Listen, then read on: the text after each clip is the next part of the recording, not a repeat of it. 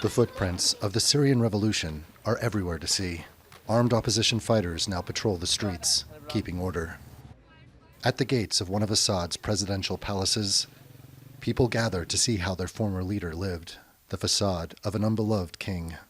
May God take revenge on him. He was living in a very luxurious life, in a state of extravagance, while his people were dying of hunger and living in the streets.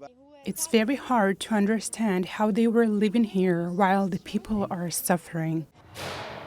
In Bashar al Assad's Syria, 90% of people succumbed to poverty, whilst he lived in the lap of luxury, ruling with an iron fist in a velvet glove. Daubed on the walls, messages of revolution and damnation. This one says, "Greetings from Kabun," one of the areas in Damascus Assad's forces destroyed during the revolution. This is all that remains, along with families broken by his will to remain in power. We were living here in peace, then the bombing and attacks on our area started. So we were forced to flee and move to a safe place. We returned here 3 years ago. I lost my husband in 2013, and I don't know anything about him. He's detained, and I also lost my son in 2012, and I haven't heard anything about them for 13 years. Ibtisam's other son was only a boy when his father and brother disappeared.